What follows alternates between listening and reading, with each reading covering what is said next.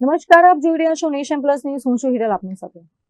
Nation plus ન્યૂઝના વિશેષ કાર્યક્રમ podcast with વશિષ્ઠમાં Vadodara શહેર ભાજપ અધ્યક્ષ ડોક્ટર જયપ્રકાશ સોનીએ વડોદરા મ્યુનિસિપલ કોર્પોરેશનના ચૂંટાયેલ નગરસેવકોને સચોટ સૂચન કરતા જણાવ્યું હતું કે પ્રજાના કામો નીતિ અને નિયતથી જ થવા જોઈએ અને બિનજરૂરી ખર્ચાના વિવાદોથી બચવું જોઈએ.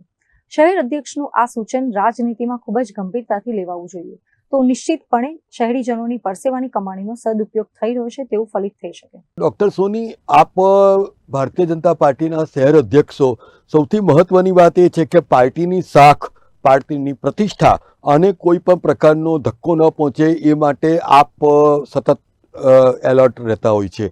પરંતુ છેલ્લા કેટલાય સમયથી આપ જોઈ રહ્યા છો કે ખાસ કરીને જે કોર્પોરેશનના જે ઓડિટેડ જે રિપોર્ટ્સ આવી રહ્યા છે એમાં કોઈ એક ચોક્કસ મ્યુઝિકલ કાર્યક્રમ કરવા માટે લાખો રૂપિયાનો ખર્ચો થતો હોય છે, કોઈ એક ક્ષુલ્લક વાતો માટે તમે લાખો રૂપિયાનો ખર્ચો કરતા હોય છે. તો આપે માનો છો કે આ વસ્તુ લોકો સુધી લાવવામાં તમારે વધારે મહેનત કરવી પડશે કે ના, અમારો હેતુ આવો નહોતો, આવો હતો? તો આપે માનો છો કે આ પ્રકારના વિવાદોથી બચવું જોઈએ, આપને એવું લાગે છે? જરૂરથી કોર્પોરેશને જે પણ કંઈ કાર્યક્રમ કરવો હોય, પબ્લિક માટેનો કાર્યક્રમ હોય તો કરવો જ જોઈએ, પરંતુ એને પણ જે નીતિ નિર્ધારણ થયેલા હોય છે, નીતિ નિયમો બનેલા હોય છે, એના અનુસંધાનમાં થાય તો વિવાદો ના થાય અને વિવાદો ન જ થવા જોઈએ. પરંતુ ક્યારેક કોઈક એવા સમયગાળાની અંદર કોઈ એવો કાર્યક્રમ આવી ગયો હોય અને કદાચ થઈ પણ ગયો હોય તો પણ એને કોઈ રીતે નીતિ નિર્ધારણ કરીને એને કાર્યક્રમ પૂર્ણ થાય, એની જવાબદારી સંપૂર્ણપણે કોર્પોરેશન ને કોર્પોરેશનમાં રહેલા તમામ લોકોની છે.